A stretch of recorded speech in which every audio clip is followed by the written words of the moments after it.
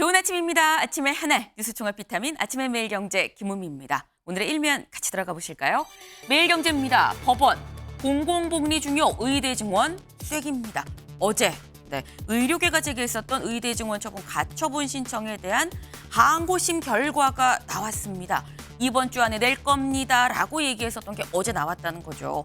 결론은 뭐냐? 일단 1심에서는 소를 제기할 자격 자체가 없기 때문에 이거 판단해보지 않겠습니다라고 각하를 했습니다.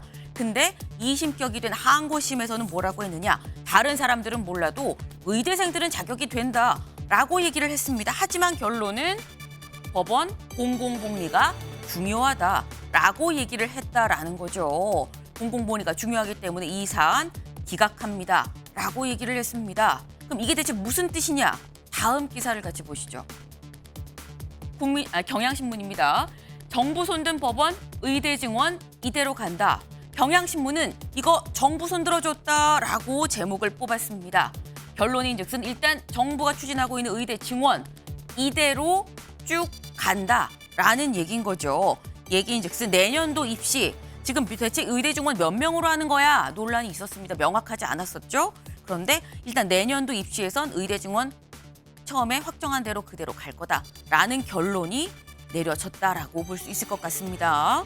다음 기사 볼까요? 조선일보입니다.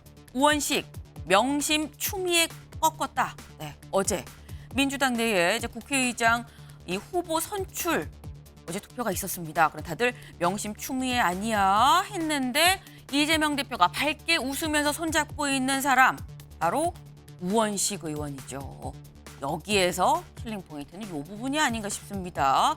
각도가 이재명 대표와 손잡고 있는 우원식 이 후보 사이에 추미애 당선인이 지금 우원식 후보를 보고 있어요. 결국 우원식 의원이 예상 밖으로 이 명심을 이 등에 업었다던 추미애 당선인을 꺾었다라는 겁니다. 이 얘기는 그럼 무슨 얘기냐? 다음 기사 보시죠. 국민일보입니다. 축 꺾은 우원식 제동 걸린 명심입니다. 추가 아니라 우를 선택했다는 거 이 얘기인즉슨 명심에 제동이 걸렸다는 거 아니겠느냐라는 분석이 나오고 있습니다. 어제 있었던 이 국회의장 후보 선출 투표 관련해선 저희가 잠시 뒤에 대담으로 좀 깊게 짚어보겠습니다. 다음 기사 볼까요? 한국일보입니다. 범인사 패싱 논란 뒤끝 법무장관 내권한 검찰총장 가시밭길. 지금 이 검찰 인사가 나고 벌써 며칠이 지났습니다만 검찰총장 패싱한 거 아니야라는 논란이 있었습니다. 이 뒤끝.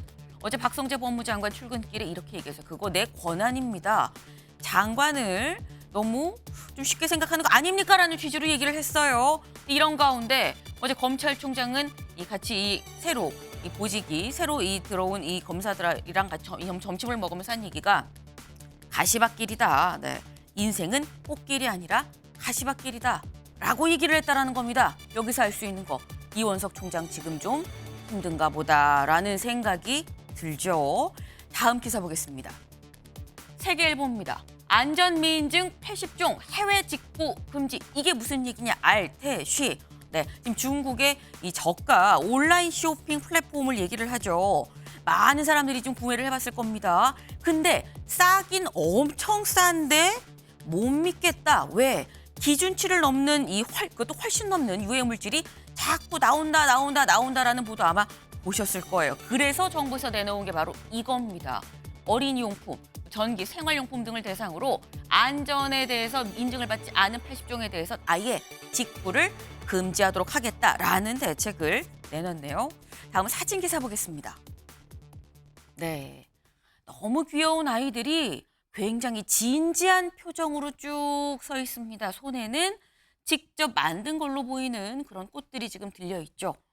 지금 여기가 어디냐? 광주에 있는 5.18 민주화 묘지입니다. 내일이 5.18이죠. 지금 이 5.18 44주기입니다. 이제 내일이면 벌써. 어린아이들이 지금 좀 하루 일찍, 이 어제 지금 이틀 일찍했죠. 먼저 민주화 묘지에 가서 참배를 드리는 그런 모습입니다. 사실 저희가 영어, 중국어 조기 교육한다라는 얘기가 있지만 어떤 것들보다도 이런 조기 교육이 더 필요한 거 아닌가라는 생각이 좀 드네요. 네, 아침의 매일 경제 뉴스 종합 비타민 언제나처럼 TV로 좀 크게 보시다가요. 궁금한 점 유튜브 댓글로 남겨주시면 같이 좀 얘기를 해보겠습니다. 오늘 함께해 주실 분들 소개합니다. 안녕하세요. 안녕하세요.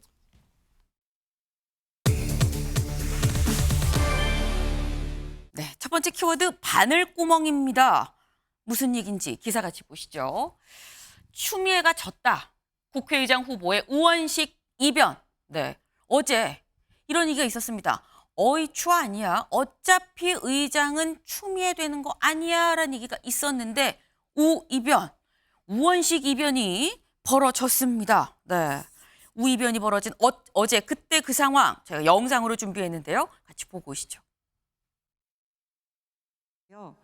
기호 4번 우원식 후보가 재적의원 과반수 이상을 득표하였기에 더불어민주당 제22대 국회 전반기 국회의장 후보에 당선되었음을 선포합니다. 축하드립니다.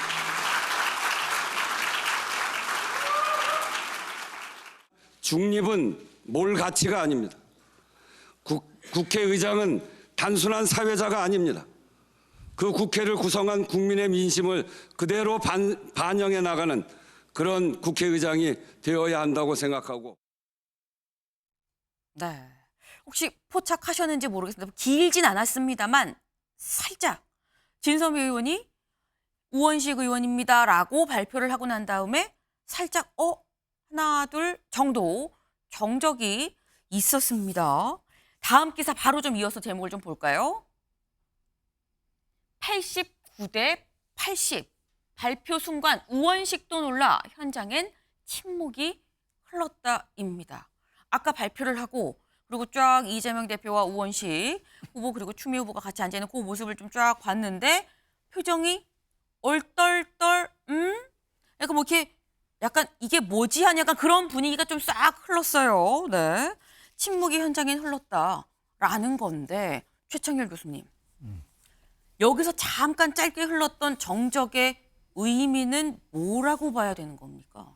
저도 처음에 우원식 의원이 국회의장 후보로 선출됐다고 기사 보고 깜짝 놀랐어요. 아, 네. 저 제가 정말 공부를 많이 해야 되겠다 생각한 게 네.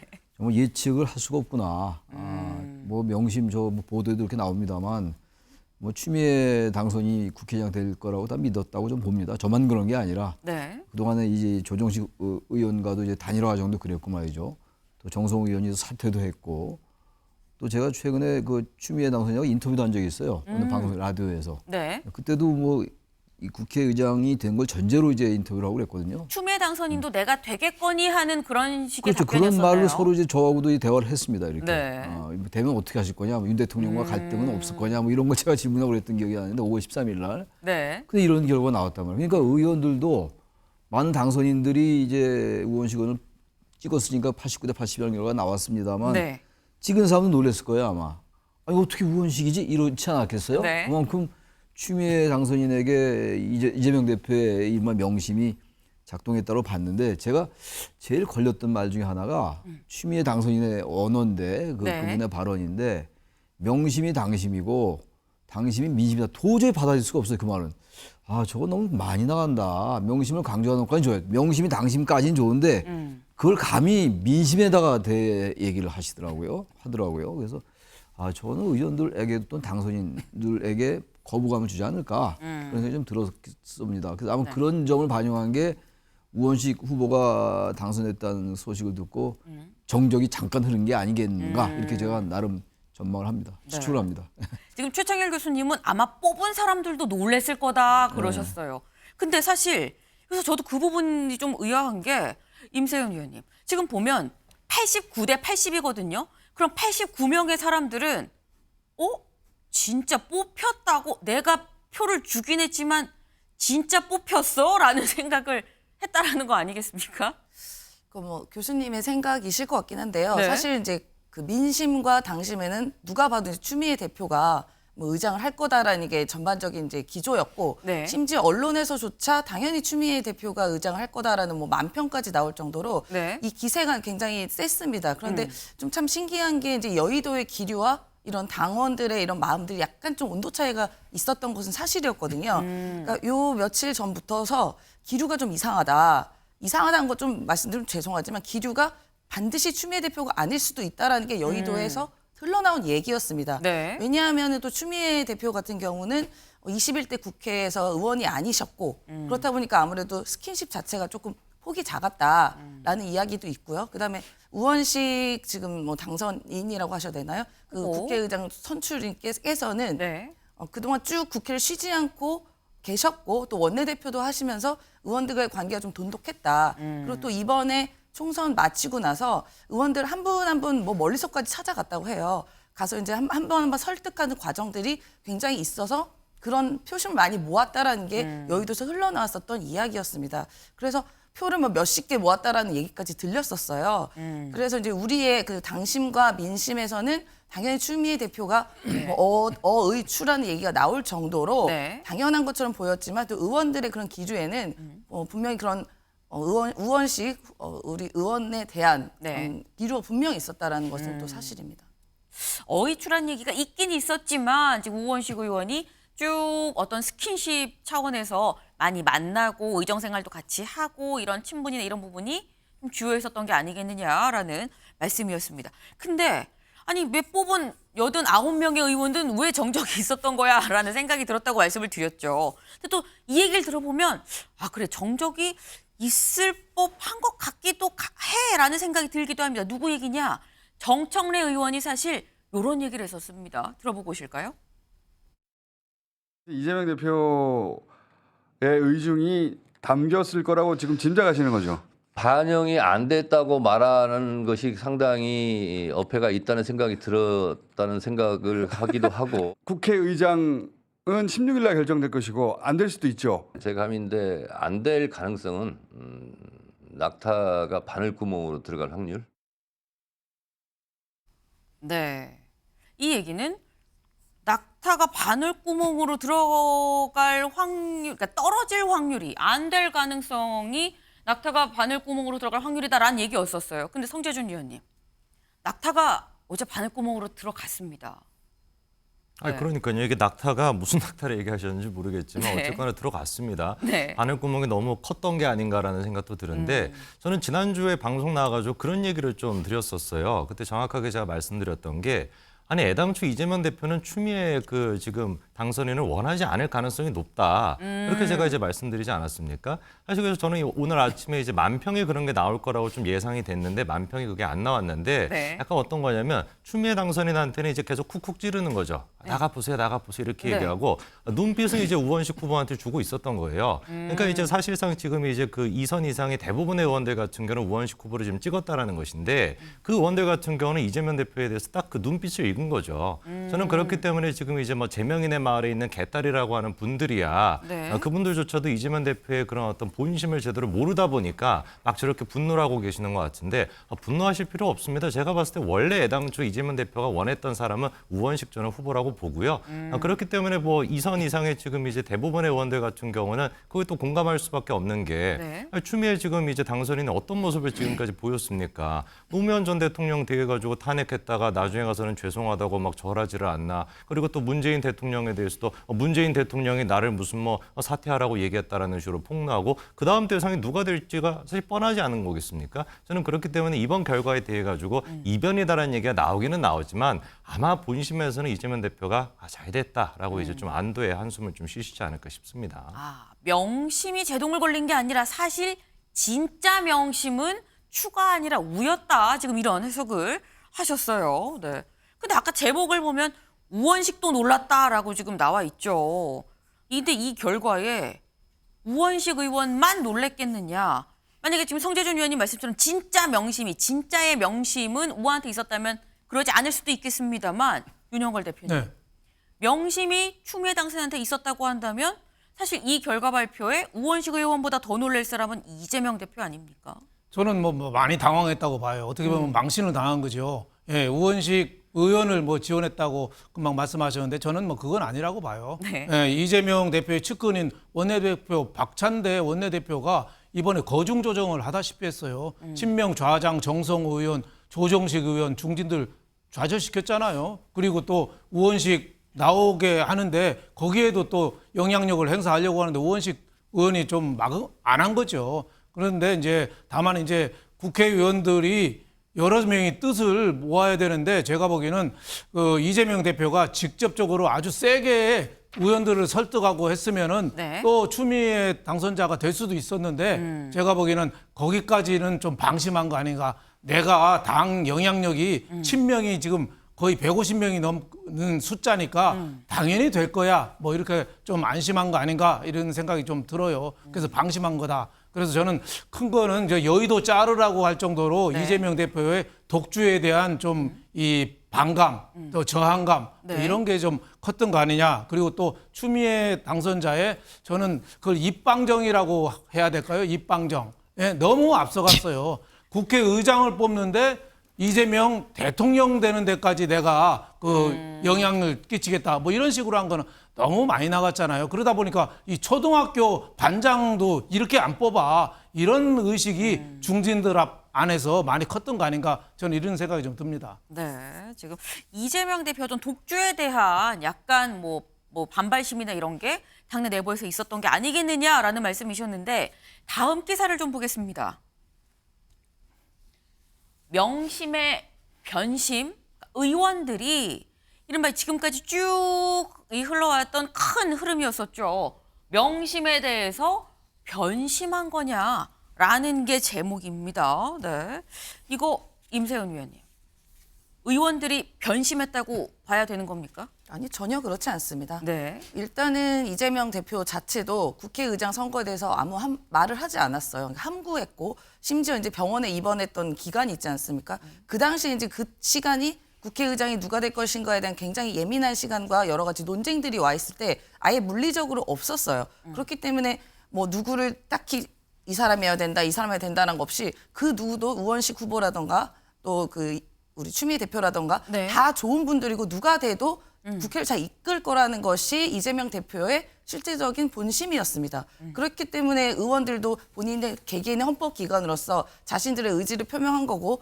또 그 안에는 개인의 뭐 관계도 있을 것이고 여러 가지 물밑에 있었던 관계들도 있을 것이고 또 네. 누군가는 당원들의 민심을 청취해서 추미애 대표를 뭐 뽑았을 수도 있고 아니면 우원식 그 후보와의 관계라도 분명히 있을 것입니다. 그렇기 때문에 다 자율투표에 의한 민주적 절차에 의한 선발인 거지 그게 이번에 뭐 우원식 대표가 돼서 그게 아니다는 아닙니다. 그리고 누구보다 사실 물리적 거리는 우원식 의원이 이재명 대표랑 더 가깝습니다. 네. 네, 지난 경선에서도 대선 경선에서도 중진 중에 가장 먼저 우원식 의원께서 이재명 대표 지지를 선언했고 선대위원장까지 했어요. 네. 그래서 이분도 뭐 비명이 절대로 아니고요. 친명이기 때문에 이분 선택했다고 해서 이재명 대표에 대한 마음이 변했다라고는 절대로 그렇게 판단하고 있지 않습니다. 근데 그렇다고 한다면 임세은 의원께서는 일단 추미애 당선인이 명심이었던 건 맞다라고 생각을 하시는 건가요? 두 분 다 명심이었던 것이죠. 네, 결국은. 네. 알겠습니다.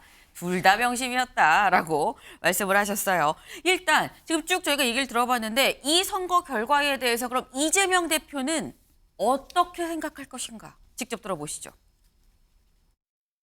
당선자들의 판단이기 때문에 그게 당심이라고 봐야 되지 않겠습니까? 저도 한 표죠. 네. 당선자들의 선택이 당심 아니겠느냐라고 이재명 대표 웃으며 얘기했습니다. 허허허 저도 한 표죠라고 얘기를 했는데 근데 이 당심이 뭐냐에 대해서 사실 불과 며칠 전에 추미애 당선인이 이렇게 얘기를 했었어요. 그 얘기도 좀 같이 들어보고 얘기 이어가 보죠. 당심이 곧 명심이고 예. 명심이 곧 민심이다 이렇게 받아주시면 되겠습니다. 당심과 민심을 제대로 수용을 해서 개혁 정치를 해내는 그런 국회로 우리가 힘을 모은 것이지 그것이 바로 당심을 받드는 것이고 또 민심에 부합하는 것이고 또 당대표이고 자기의 유력한 대권 주자인 이재명 대표의 마음이겠죠. 네. 그러니까 임세윤 위원께서는 추미애 당선인도 우원식 의원도 둘 다 명심이다라고 말씀을 하시긴 했는데 사실 이번 결과가 이변이다라는 이 얘기가 붙는 이유는 추미애가 될 줄 알았는데 이걸 뒤집고 우원식 의원이 됐기 때문입니다. 근데 여기서 지금 추미애 당선인이 이렇게 얘기했거든요. 당심이 명심이고 명심이 민심이다. 근데 지금 이 투표 결과를 보면 이건 최청일 교수님, 당심은 명심이 아니다라는 결론으로 볼 수도 있습니다. 그래서 이재명 대표의 그 리더십에 저는 뭐 결정적인 타격은 전혀 아닌데 일정 부분 균열은 불가피할 거라고 저는 생각합니다. 일정 부분. 예, 뭐 이재명 대표가 우원식 후보나 네. 추미애 당선인 중에서 누구에게 마음인지 저는 모르겠어요. 모르겠습니다만 아무튼 그동안의 이 과정을 보면 말이죠. 아까 우리 윤 대표님 말씀처럼 박찬대 원내대표가 거중 역할을 한 것만은 분명하잖아요. 정성우 의원도 사퇴했고 그리고 조정식 후보는 단일화했고 말이죠. 그게 이재명 대표의 의중과 전혀 관계없이 이루어졌다 볼 근거가 없어요. 어떻게든 이재명 대표의 영향력이 작동됐다고 보는 것이고 그렇다면 아마 이재명 대표는 그래도 둘 중에 누가 돼도 관계가 없겠습니다만 이 대표 입장에서 그래도 추미애 당선인 쪽으로 기울었던 것 같습니다. 제가 볼 때. 저기 아까 한 게 제가 인터뷰한 내용인데 제가 저기서 깜짝 놀랐던 거예요. 네. 당심과 명심과 민심이 같다고 얘기할 때 순간 제가 전화 통화를 하면서 어떻게 이런 말이 나올 수 있지라고 느꼈던 겁니다. 어떻게 당심과 민심은 좋은데 명심은 좋은데 네. 민심과 같다니 그럼 대한민국의 민심이 전부 추미애 후보에게 있는 건 아니잖아요. 그래서 그 말이 틀리다 맞다 떠나서 보기에 따라서 듣기에 따라서 대단히 교만하게 될 수 있다는 생각을 했고 근데 사람들은 그런 거 싫어합니다. 아까 일극 체제에 대한 거부감 얘기도 나왔었고 또 추미애 대표의 과거 행적 얘기도 나왔습니다만 그런 것보다도 추미애 대표가 너무 계속 명심을 내세우고 말이죠. 또 만약에 국회의장이 되고 난 다음에 이재명 대표를 견제해서 오히려 이재명 대표를 누르는 대권 후보가 될 수 있다는 생각을 하지 않았을까요? 이재명 대표를 좋아하는 사람들도 당내에서 말이죠. 네. 그런 여러 가지가 작동을 한 것 같아요. 하나의 원인으로만 보기는 어려울 것 같고 네. 그리고 그동안 어쨌든 추미애 대표가 보였던 여러 가지 행적들, 경험들 이런 것들이 불안해 보일 수도 있고 여기 두 가지 다 있는 것 같아요. 이재명 대표의 명심이 과도하게 작동하는 것에 대한 견제, 그건 이재명 견제입니다. 반대로 추미애 전 대표죠. 추미애 당선인이 국회의장이 돼서 오히려 이재명 대표를 넘보는 대선자가 될지도 모른다는 것 때문에 그건 추미애 견제. 전 당심이 말이죠. 추미애 당선인도 견제하고 이재명 대표도 견제한 두 가지가 다 작동한 것 같아요. 일종의 전략적 투표가 집단지성으로 이루어진 겁니다. 당내에서. 저는 그래서 역시 민주당이 무섭구나라고 또 느끼는 거예요. 국민의힘이 또 바짝 경계해야 되겠다라고 전 느끼는 겁니다. 네, 지금 이번 이 선거 결과는 집단지성의 힘이었다라고 지금 말씀을 하셨는데 지금 말씀 중에 약간 뭐 비슷한 얘기가 나오긴 했는데 다음 기사를 좀 이어서 볼까요? 찐명, 괴딸, 어이추 몰고 가자, 선 넘었다, 역풍 불었다라는 겁니다. 그러니까 여기서 지금 표현이 몰고 가자라는 표현이 나왔죠. 그러니까 뭔가 추미애다, 결국 대세는 추미애다, 약간 이런 분위기가 오히려 역풍을 불었다, 이 역풍을 불러왔다라는 얘기가 될 수 있는 것 같은데 어제 요 국회의장 후보 선출 이 선거가 끝난 다음에 정청래 수석 최고위원이 SNS에 글을 올렸습니다. 뭐라고 올렸느냐? 당원이 주인인 정당 아직도 갈 길이 멉니다. 상처받은 당원과 지지자들께 미안합니다. 당원과 지지자분들을 위로합니다. 그럼에도 불구하고 우린 전진해야 합니다. 이재명 대표를 중심으로 똘똘 뭉쳐 정권 교체의 길로 갑시다. 라고 얘기를 했습니다. 임세훈 의원님. 아까 분명히 우원식 후보도 명심이고 추미애 후보도 명심이다 했는데 지금 정청래 수석 최고위원은 왜 미안하고 위로하는 겁니까? 그러니까 뭐 여론조사 각종 여론조사나 네. 뭐 당원 게시판이나 당원들에 있는 커뮤니티에서 추미애 대표의 강력한 지지가 굉장히 컸습니다. 그리고 아시겠지만 뭐 민주당의 적극적인 지지자들은 좀 강력한 메시지를 내고 좀 돌파하는 그런 분들에 대한 좀 선호가 커요. 네. 그러다 보니까 추미애 대표가 이른바 좀 팬덤도 많고 뭐 그런 경향이 분명히 있습니다. 그리고 또 지금 나와 있는 정청래 의원 같은 경우에도 비슷하게 이제 활동을 하시지 않았겠습니까? 네. 목소리를 세게 내고 선명한 캐릭터죠. 네, 메시지를 강하게 내고 또 그 당원들의 이야기를 또 대신 잘 전달해 주는 걸로 이제 알고 있는데 그래서 이 두 분이 캐릭터가 굉장히 약간 또 비슷한 경향이 또 있어요. 그러다 보니까 어제 같은 경우에는 뭐 우원식 의원 같은 경우는 상대적으로 좀 온건하다는 평가가 있기 때문에 네. 강력한 팬덤은 사실상은 좀 부족한 건 사실입니다. 그래서 이제 어제의 결과에 많은 당원들께서 지지했던 분들은 좀 많이 실망을 하기도 하고 또 이렇게 좀 더 많이 지지했던 강력한 지지를 했던 분들은 실망을 넘어서서 좀 약간 좀 화를 내기도 했던 그러한 분위기들이 좀 있었습니다. 네. 그렇다 보니까 그 정청래 최고의원 같은 경우에도 그런 항상 당원들의 이야기를 듣고 어떻게 보면 전달해주는 그런 역할들을 그동안 쭉 했었어요. 그래서 그런 그런 당원들의 마음을 조금 좀 자중시키고 그런 이야기들을 좀 대신해주는 그런 느낌으로 이제 저런 단어를 쓰신 것 같습니다. 네. 근데 사실 정청래 최고위원이 수석 최고위원입니다. 그러니까 예를 들어서 만약에 당대표가 살짝 좀 자리를 비우거나 하는 일이 있으면 당대표격 역할을 해야 되는 거죠. 윤영걸 대표님. 네. 근데 수석 최고위원이 딱 2파전이었는데 2파전에서 한 사람 떨어지고 한 사람이 붙은 상황에 대해서 미안합니다, 위로합니다를 얘기하는 이 상황이 글쎄 맞는 거냐라는 얘기가 나올 수도 있어 보이거든요. 저는 뭐 잘못된 거라고 봐요. 정청래 의원이 이번에 네. 실수로 2가지 했어요. 네. 첫 번째는 그 추미애 의원이 떨어질 확률이 낙타가 바늘구멍 가는 것보다 뭐 어렵다 했는데 네. 그거는 다 틀렸으니까 어제 석간신문도 일면 토업으로 네. 추미애 국회의장 당선이라고 썼어요. 그래서 난리가 났는데 그럴 네. 정도로 다들 틀렸으니까 그건 뭐 뭐라고 할 건 아닌데 그렇게 쓰면은 결과를 받아들여야죠. 근데 어떻게 당원이 주인인 정당이 아직 갈 길이 멀다고 얘기를 해요. 저거는 강성 지지층들.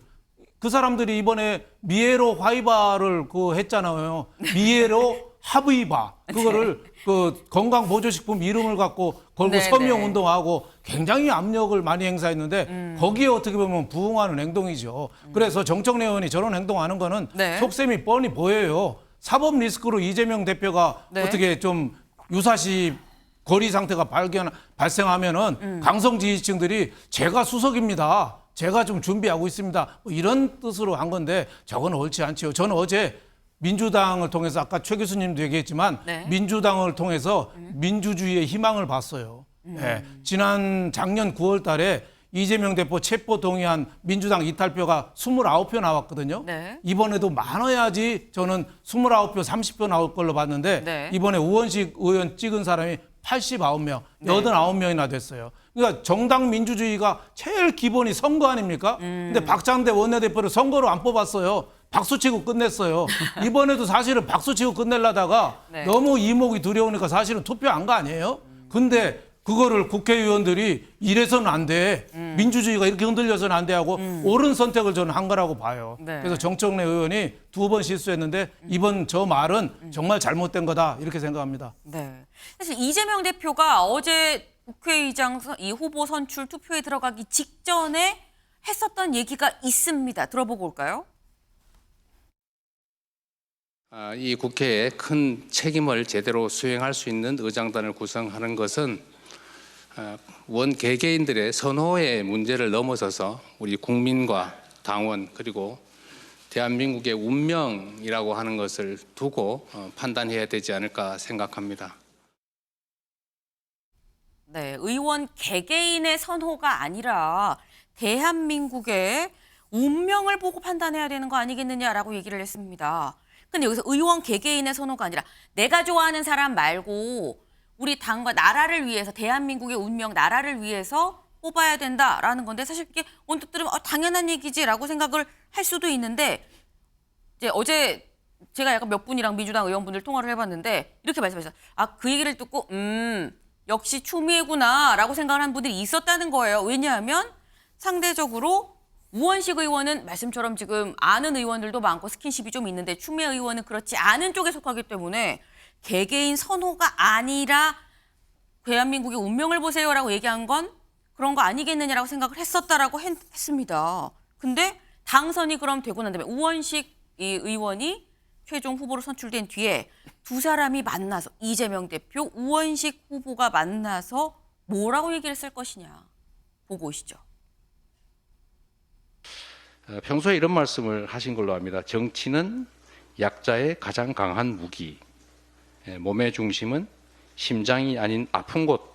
민주당의 당적을 벗어나서 국회의장으로서 중립적으로 맡게 된다 할지라도 가지고 계셨던 본래의 이 지향과 가치를 결코 버리지 않을 것으로 확실합니다.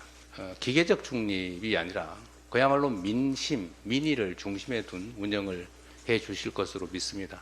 사실 명심, 당심은 다 민심과 연결되어 있고 민심의 물꼬를 어떻게 트느냐 이것이 우리한테 가장 중요한 과제였기 때문에 저도 아직 민주당 당원이기 때문에 우리는 모두 민주당이라는 사실에 변함이 없다는 점을 밝히면서 저에게 맡겨진 임무를 최선을 다해서 하겠다 하는 말씀드립니다. 네, 이재명 대표 국회의장 되면 당적되고 무소속으로 가는 거지만 본래의 이 지향은 잊으시면 안 됩니다라고 얘기를 했어요. 여기에 잘 알고 있습니다라는 취지의 답변을 우원식 후보가 했습니다. 여기서 다시 한번 나온 게 이 당심이 명심이고 명심이 또 민심이랑 같이 연관된 거 아니냐는 얘기가 똑같이 나왔어요. 근데 이렇게 보면 성재준 의원님, 추미애 당선인이나 우원식 당선인 사실 두 사람의 생각이나 어떤 기조는 똑같았던 거 아닌가, 이게 이변이 아닌 거 아닌가라는 생각도 들기도 하고요. 아니 저는 그래서 계속 이게 약간 좀 뭐 민주당 내부적으로 드디어 약간 민주적인 절차가 뭐 회복이 된다든지 네. 아니면 뭔가 좀 역풍이 불었다라고 하는 거에 대해 가지고 아직도 좀 의문을 가지고는 있습니다. 그리고 아까 이재명 대표가 하는 얘기만 들어봐도 너무 좀 충격적인 얘기 아닙니까?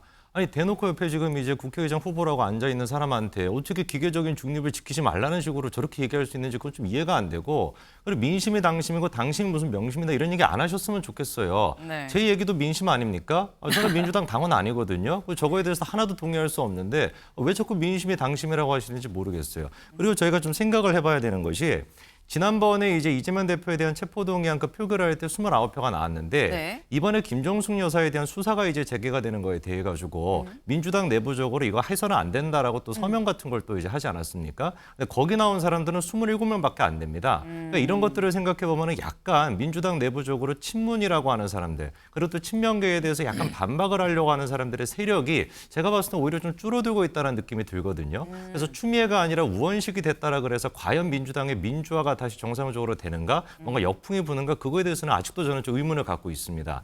예를 들어가지고 이재명 대표가 이번에 뭐 이제 입원하고 있는 상태에서 박찬대 이제 그 최고위원을 통해 가지고 뭐 연락을 돌렸다 뭐 이런 얘기가 네. 좀 얘기가 있지 않았습니까? 원내대표 통해 가지고. 근데 그것도 보면은 조정식 어떤 후보랑 그다음에 정성호 후보를 뭔가 이렇게 단일화시키는 데까지만 영향을 미쳤지 그 이후에 추미애로 반드시 해야 된다라고 연락을 돌렸다는 얘기는 또 없어요.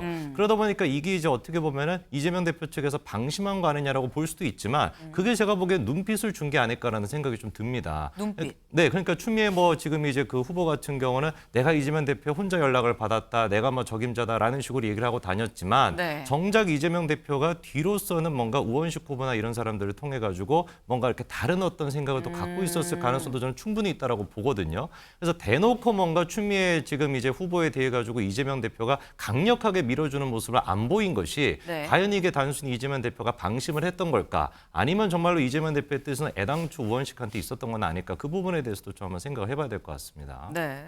지금 꿋꿋하게 진짜 명심은 우원식이었다라는 얘기를 꿋꿋하게 지금 계속 견지하고 계세요. 근데 저희 지금 얘기하는 와중에 지금 이 유튜브 댓글로 질문이 올라와서 설땡님, 추미애 당선인이 당대표 나올까요? 그러니까 약간 지금 저희는 다 지금 뭐 우원식, 이재명 이렇게 여기를 지금 다 집중해서 봤는데 주어가 추미애 당선인입니다. 그럼 요번에 국회의장 선거에서 떨어진 추미애 당선인은 당대표 나올 것이냐? 임세훈 의원님 어떻게 보십니까? 그런 얘기도 솔솔 나오는 건 맞습니다. 근데 네. 그 얘기는 당원과 지지자들 사이에서 나옵니다. 그러니까 일부에 있는 게 국회의장 선거에서 이번에 잘 안 된 것이 아쉽고 네. 어떻게든 추미애 대표의 이런 전투력을 좀 보고 싶은 일부의 이제 당원과 지지자들께서 네. 어떻게든 추미애 대표가 뭐든 해야 되는 거 아니냐, 역할을 해야 되는 거 아니냐. 그렇기 때문에 22대 국회에 온 것이다. 윤석열 정권과 가장 잘 싸우고 맞서고 견제할 수 있는 추미애 대표 역할을 좀 기대하고 싶다라는 게 그 당원분들의 생각이에요. 네. 그러니까 이거는 뭐 의원들이나 추미애 대표나 어떤 당 지도부에서 흘러나온 얘기가 아니라 네. 추미애 대표의 그 역할을 보고 싶은 그 당원들에서 흘러나온 이야기입니다. 근데 당대표를 연임할 가능성, 이재명 대표가 연임할 가능성이 굉장히 높다라는 얘기도 많거든요. 그럼 이렇게 되면은 추미애, 이재명이 경쟁자가 될 수 있다는 얘기 아닙니까? 그것도 역시 연임 이야기도 당원들의 목소리에서 나온 이야기입니다. 그러니까 네. 대표는 어느 하나 표시를 한 적이 없어요. 네. 심지어 이제 사석에서는 대표하는 거 사실 몸도 마음도 너무 힘들어서 안 하고 싶다라는 표현도 자주 하셨다고 근데 합니다. 홍익표 원내대표 할 땐 지금은 아니죠. 전 원내대표 할 땐 어떻게 하는 게 좋겠습니까? 라고 의견을 물었다는 얘기도 있었잖아요. 본인은 좀 마음과 몸이 힘들고 네. 뭐 인터뷰에서도 나옵니다. 이거 2번 다시 시켜도 하고 싶지가 않다라는 게 전 진심으로 봐요. 그런데 여러 가지 당내 요구들이 있고 실제적으로 가장 강력한 아직까지는 대선 후보이시기 때문에 네. 그 모든 사람들이 이제 이 대표의 입만 쳐다보고 있는 상황 아니겠습니까? 그럼 예를 들어 대표가 아니어도 다른 대표가 만약에 나왔었어도 그러면 이재명 그 의원은 어떻게 생각할까요? 라는 질문이 따라 붙는다면 네. 그럼 또 무슨 뭐 바지 사장 논란이니 바지 대표 논란이니 얘기가 나올 수도 있지 않겠습니까? 그래서 그러면 연임을 하는 게 낫지 않냐라는 당원들의 그런 기류들도 있는 것이고 네. 그런 당원들의 이야기를 이제 듣고 있는 과정인 것이죠. 근데 대표는 아직까지는 그 어떤 걸 표명한 적이 없고 아직까지도 임기가 4개월가량 더 남았습니다. 그래서 여러 가지 그 22대 국회 상황을 더 보고 또 당원과 민심과 어떻게 되는지를 한번 살펴봐야 되지 않을까 싶습니다. 지금 말씀을 들어보니까 뭐 추미애 등판론, 뭐 이재명 연임론 다 이런 것도 다 그냥 여러 당원들 사이에서 나오는 얘기일 뿐이지 뭐가 좀 딱 흐름이 딱 잡힌 건 아니지 않겠느냐라는 말씀으로 좀 이해를 하겠습니다. 근데 지금 결국 의장은 의추 결국 의장은 추미애 아니야라는 얘기가 지금 뒤집히게 된 거 아까 일극체제 얘기가 나왔었죠. 다음 기사를 좀 보겠습니다. 이 일극체제 우려에 김경수 역할론 솔솔입니다. 아까 최창열 교수님이 말씀하시기를 이게 뭐 큰 타격이라고 보진 않지만 뭔가 변화가 좀 균열 조짐이 좀 있는 것 같긴 하다라고 말씀을 하셨어요. 그럼 그 균열 사이로 김경수 역할론이 지금 솔솔 흘러나오고 있다는 겁니다. 김경수 전 경남지사 영국으로 갔었죠. 공부한다고. 근데 내일 모레인가요. 네. 이 김경수 지사가 노무현 전 대통령 주기를 맞아서 다시 들어옵니다. 귀국을 합니다. 그러다 보니까 그러면 이재명 이 지분이 좀 줄어드는 요 상황을 김경수 전 지사가 채우면서 몸집을 키우는 거 아니겠느냐라는 얘기가 나옵니다. 윤영걸 대표님 어떻게 보세요? 뭐 가능성이 좀 상당히 많지 않나 싶어요. 지금 이번에 이재명 대표 하에서 어제 네. 국회의장 투표할 때도 친문 세력들이 상당히 그 의원식 쪽으로 많이 갔다고 그래요. 그럴 정도로 지금 지도자가 친문 좌장이 없거든요.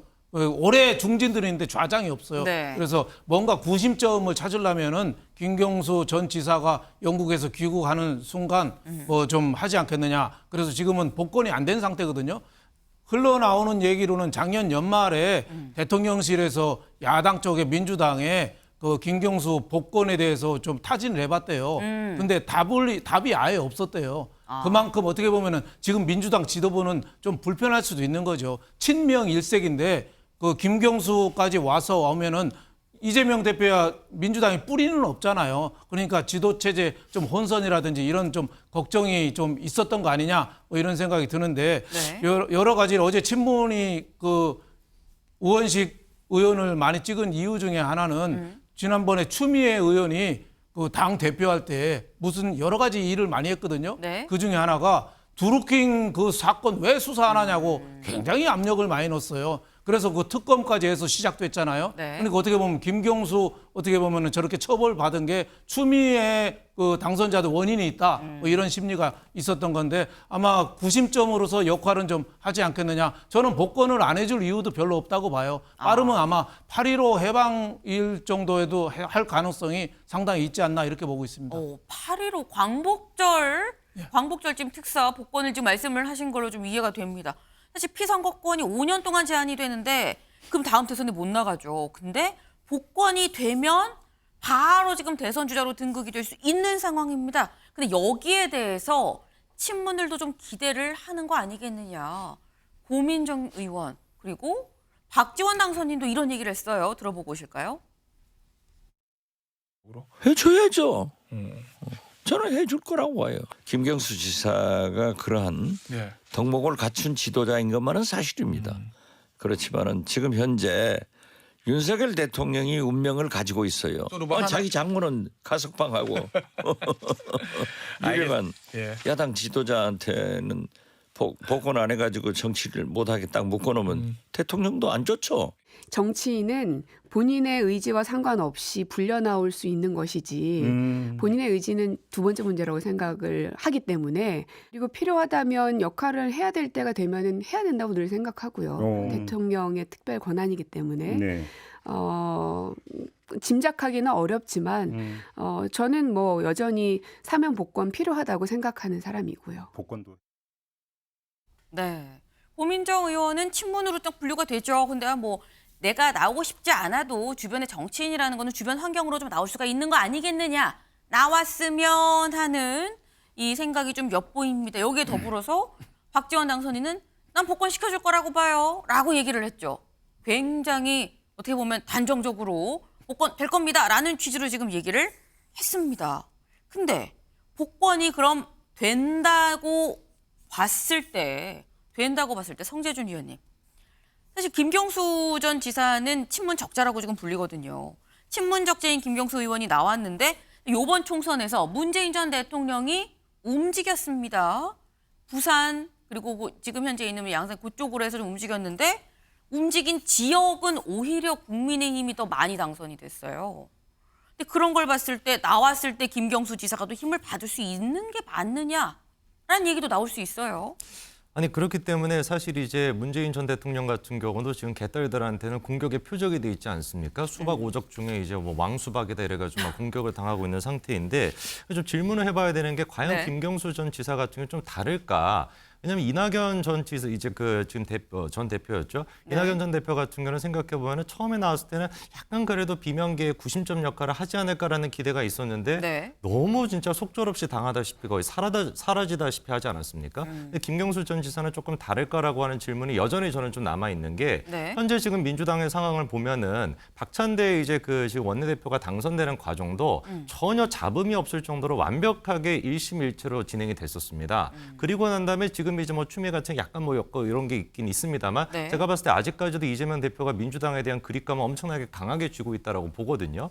그런 상태에서 지금 이제 뭐 박영선 지난번에 이제 또 기억하시겠습니다만 국무총리 이제 후보가 나왔을 때 언급으로 그때 이제 이재명 대표가 했던 얘기가 뭐였습니까? 협공을 한다라는 식으로까지도 표현을 했었잖아요. 약간 박영선이 이제 전 의원 같은 경우는 친문 쪽으로 분류가 되는 사람인데 대놓고 이재명 대표가 나를 협공하는 거다. 적으로 규정을 할 정도라고 한다면은 글쎄요 지금처럼 이재명 대표가 강한 그립감을 갖고 있는 민주당 상황에서 친문이 조금이라도 뭔가 고개를 드는 거를 이재명 대표가 가만히 둘까? 제가 봤을 때는 쉽게 가만히 두지는 않을 것 같습니다. 쉽지 않을 거다 말씀하셨어요. 최청일 교수님. 근데 말이에요. 저는 일반론을 하나 말씀드릴게요. 네. 이재명 대표가 뭐 지금 말씀하신 이 강한 그립감, 뭐 강한 정도가 아니죠. 완벽하게 장악한 거죠. 사실 어떤 면에서부터 여의도 장악하고 있는 겁니다. 지금. 2년 전부터 그랬던 게 사실이에요. 2년 전에도 지금과 거의 같은 의석이었고. 근데 지금 그럼 앞으로 3년 후에 대선이잖아요. 이재명 대표가 대선에 나오고자 한다는 건 다 알고 있는 거고. 그럼 이제 지나간 2년 앞으로 3년, 5년을 완전히 장악할 수 있을까요? 저는 권력의 속성이라는 게 있다고 생각합니다. 이재명 대표가 문제가 있다는 얘기가 아니에요. 사법 리스크를 얘기하는 것도 더욱 아니고. 단지 우리가 이 권력의 속성도 있고 권력의 생리라는 것도 있는 것이고 우주의 이치도 있어요. 좀 심하게 말하면 말이죠.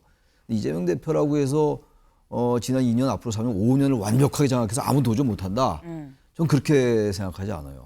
지금 이번에 보세요. 이번에 제가 아까 우리 송 의원도 지금 말씀하셨습니다만 이번에 우원식 후보가 당선된 거는 어쨌든 간에 이재명 대표의 리더십이 약간 손상이 온 거예요. 뭐 우원식 의원에게 마음이 있다고 잠깐만 저는 그렇게 보지 않기 때문에 기본적으로 균형이 왔으나 상당한 기간 압도적으로 이재명 대표가 장악을 해 나갈 겁니다. 그러나 이게 아무도 경쟁력 없이 간다.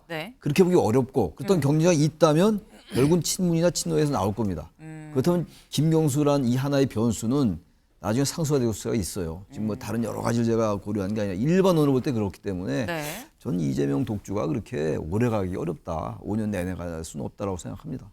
성재준 의원님. 약간 일반론보다도 이제 조금 정치 현실적으로 제가 생각을 해봤을 때 말씀해 주신 것처럼 이재명 대표의 라이벌이라고 할 만한 사람이 누가 있을까? 저는 솔직히 김경수 전 지사 같은 경우는 어려울 거라고 이제 판단을 하는 이유가 어렵다. 네, 현재 지금 이재명 대표 같은 경우는 강한 팬덤을 중심으로 형성이 돼 있는 정치 지형입니다. 네. 그럼 이런 어떤 상태에서 라이벌이라고 한다면 마찬가지로 강한 팬덤이 있는 사람이 아니고서는 좀 쉽지 않을 거라고 저는 보거든요. 그렇기 때문에 김경수 전 지사보다는 오히려 제가 봤을 때는 추미애 지금 당선인이 네. 이재명 대표의 라이벌이 될 가능성이 높다. 이분이 지금 걸어왔던 길을 보면은 친노였다가 비노가 됐습니다. 네. 친문이었다가 비문이 됐습니다. 그러면 친명이었다가 비명이라고 왜 안 되겠습니까? 제가 봤을 때는 충분히 지금 강한 팬덤이 형성돼 있는 추미애 지금 당선인이 네. 아마 조금 시간이 지나지 않으면은 재명인의 마을이 이어가지고 미엔의 마을을 만들지 않을까. 그래서 그 어떤 팬덤을 중심으로 해서 뭔가 추미애 지금 추미애 당선인 이재명 대표에 네. 대한 라이벌이 구축이 될 수가 있지. 김경수 전 지사 같은 경우는 제가 볼 때 조금 좀 힘들지 않을까라는 개인적인 좀 의견을 말씀드립니다. 네. 지금 성재준 위원께서는 눈에는 눈, 이에는 이고 팬덤에는 팬덤으로 이게 적수가 좀 되지 않겠느냐. 그러니까 팬덤을 생각하면 추미애 당선이 될 수 있다라는 건데 임세훈 의원님 어떻게 보십니까? 그러니까 여러 가지 재미있는 해석들을 많이 해주셨는데요. 네. 일단은 그 추미애 지금 당선인의 그 팬덤과 이렇게 네. 소위 팬덤 얘기하시니까 그리고 네. 이재명 대표를 좋아하는 팬덤이 많이 겹칩니다. 그러니까 두 분을 같이 좋아하는 분들이 많아요. 따로따로 분리가 되어 있지가 않습니다. 네. 기본적으로 저는 그래서 그렇게 생각하고 아까 라이벌. 김경수 그러니까 대선 후보 많은 건 좋습니다. 그건 당의 자산인 것이죠. 네. 지난 우리 그 예전에 문재인 대통령께서 그 대통령 후보 됐었을 때 저희는 수많은 대선 후보가 있어서 미래가 보였습니다. 대선 후보를 많이 갖고 있는 것은 당의 큰 자산이고 장기 집권할 수 있는 어떻게 보면은 큰 플랜이 될 수도 있는 것이거든요. 그래서 능력 있고 덕망 있고 또 국민들에게 환영받는 많은 대선 후보가 있는 것은 그건 환영할 일입니다. 근데 이제 이걸 마치 적대화하는 거는 저는 바람직하지 않다고 보이는 게 우리가 시대가 바뀌면 또 사람도 계속 바뀌기 마련이거든요. 아까 뭐 친노였다 친문이었다 얘기하지만 사실 박영선 전 장관이야말로 대표적인 비문이었습니다. 근데 시대가 주류가 또 문재인 대통령 시대가 됐으니 당연히 그 문재인 대통령 시대에 순응하는 것이고 그리고 이재명 대표야말로 정말 주류가 된 적이 없었습니다. 그야말로 비주류의 상징이었거든요. 근데 이제 시대가 예를 들어서 DJ 시대, 네. 그다음에 노무현 대통령의 시대, 그다음에 문재인 대통령의 시대였다가 지금은 이제 시대가 이재명 대표의 시대가 된 것이에요. 네. 단지 그것이지 분절이 돼서 여기가 저기고 그런 건 절대 아니라고 저는 봅니다. 네. 자원이 많은 건 좋은 거 아니냐라는 얘기예요. 네. 근데 사실 요거는 다음 대선의 대선 주자로 뭐 나올 거냐, 구심점이 될 거냐 얘기이기 때문에 아직 심지어 영국에다가 잠깐 들어오지도 않은 사람, 네. 김경수 전 지사 얘기를 뭐 더 할 건 아닌 것 같긴 해요. 근데 당장 뭐 김경수 지사보다 우리 코앞에 있는 얘기를 좀 해보자면 지금 민주당 당원 게시판이 어제 있었던 국회의장 선거 때문에 난리가 났다고 합니다. 기사 같이 볼까요? 추미애 떨어지자 민주 강성 당원들 수박들이 뒤통수. 네. 그 당원 게시판에 이런 글들이 올라왔다는 거죠. 네. 지금 당원 게시판뿐만이 아니라 다음 기사까지 좀 이어서 보겠습니다. 우당선의 강성 당원들 조국당 가겠다. 조국혁신당으로 나 이사 갈 거예요. 라고 얘기를 하면서 탈당 신청을 하고 있다고 합니다. 그래서 저희가 무슨 얘기들이 당원 게시판과 이 실제 제명인의 마을에 있는지를 좀 봤습니다. 먼저 당원 게시판에 이런 글들이 올라왔다 그래요. 민심과 당심을 배반한 당신이 바로 수박이다. 우원식을 얻고 당심을 버렸다. 민주당이 가망이 없다. 조국혁신당으로 간다. 라는 얘기가 올라왔어요. 그럼 제명인의 마을은 어떠냐? 보겠습니다. 앞으로는 제발 기명 투표. 누가 누굴 찍었는지 내가 알아야겠다라는 얘기인 거죠. 아직도 수박이 많네. 이번에 우원식 뽑은 의원들 찾아내야 된다. 색출하겠다라는 얘기인 거죠. 네. 거기가 바로 밑에 있네요. 민평론 586개 친문 친노 의원들 색출해야겠다라는 얘기가 나왔다는 겁니다. 사실 오늘 조간에 나온 이런 기사들을 쭉 보면 이런 움직임이 윤영걸 대표님 네. 오히려 이런 움직임 때문에 우원식 의원이 선출이 된 거 아니냐라는 흐름 아닙니까? 뭐 저는 그렇게 봅니다. 저런 제명인의 마을이나 초강경파들이 네. 저렇게 뭐 수박 그 껍데기는 파랗고 속은 빨갛고 이런 거 비유하잖아요. 네. 배반자들 비유하는 게 저렇게 해서 탈당하고 비난하고 뭐 댓글 몰려다니고 굉장히 저는 위험한 신호라고 봐요. 우원식 당선자가 국회의장 그 앞으로 뭐 또 선출은 또 하겠습니다마는 그분이 지금 온건파로 알려졌는데 그건 잘못된 생각이 들거든요. 그분도 굉장히 강경파예요. 또 강경 친명이에요. 후쿠시마 오염수 때 뭐 단식도 하고 또 이재명 대표 선거 대선 때도 캠프에도 있었고 굉장히 을지로위원회 좌장도 하고 굉장히 강경파인데 추미애 후보가 너무 강경파다 보니까 상대적으로 온건한 거죠. 상대적으로 온건. 추미애 의원은 네. 강경파라기보다는 좌충우돌파라고 봐야죠. 그동안에 이런 행동 저런 행동 어떻게 보면은 윤석열 대통령 만드는데 법무부 장관으로서 1등 공신 아니겠어요? 아까도 김경수 그 경남지사라고 비교해서 얘기했는데 네. 김경수 지사는 문재인 대통령 만든 1등 공신이고 추미애 의원은 저 윤석열 대통령 만든 1등 공신이에요. 네. 두 분이 어떻게 보면 성향이 다르죠. 그래서 제명인의 마을 저런 데서 팬카페들이 저렇게 강경으로 나가고 또 당 지도부가 거기에 네. 그 부안해동에서 하는 게 민주주의에 가장 위험한 거죠. 민주주의는 당원들의 의견을 당에서 수렴해서 해야 되는데 저렇게 흔들리면은 굉장히 위험한데 지금 정청래 의원이 그 죄송하다고까지 썼잖아요. 네. 그게 잘못된 거죠. 네. 알겠습니다. 네. 지금 말씀 중에 계속 들어오는 게 우원식 의원이 절대 온건하지 않다라는 말씀을 하셨어요. 아니 뭐 단식도 하고 막 그랬던 사람인데 뭐 어디가 온건하냐. 다만 추미애 당선인에 비해서 온건하다는 얘기인 거 아니겠느냐라는 말씀을 하셨는데, 네. 이런 이 지금 민주당의 이 국회의장 후보 선출을 놓고 국민의힘의 윤상현 의원이 SNS에 부럽다란 취지의 글을 썼습니다. 볼까요? 민주당이 우원식을 국회의장 후보로 선출했다. 강성 지지층에게 더 많은 지지를 받은 추미애가 아니라 상대적으로 명확하게 썼네요. 상대적으로 온건한 우원식을 선택한 민주당이 무섭다. 네.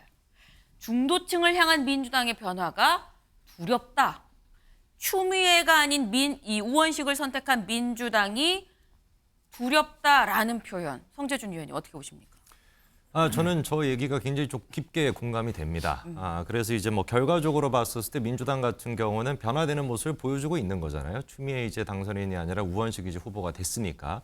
근데 지금 국민의힘 같은 경우는 총선이 끝나고 난 뒤에 보여주고 있는 모습은 사실 일반 국민들이 보시기에는 실망스럽다 이렇게 표현하실 것 같아요. 그도 그럴 수밖에 없는 게 저희 입장에서는 총선에서 패배한 그것도 대패한 정당인데 그 이후에 보여주고 있는 모습을 보면은 당원직은 100%로 가야 된다. 전대로도 그렇게 고쳐야 된다는 얘기가 끊임없이 나오고 있습니다. 굉장히 비상식적인 얘기죠. 아니 어떻게 우리가 총선에서 이긴 것도 아니고 패배를 했는데 당원들의 의견만을 듣고서 어떻게 전대로를 꾸릴 수가 있냐. 당연히 일반 그 시민들의 의견을 들어야 되는 거 아니겠습니까? 그래서 그런 모습을 봤었을 때 지금 이제 윤상현 의원이 얘기하시는 것처럼 저희 또한 마찬가지로 강성 지지층, 강성 어떤 특정 계파보다도 수도권 중심이나 아니면 중도층을 향한 일반 민심을 좀 듣는 정당으로 변할 필요가 있어 보입니다. 네.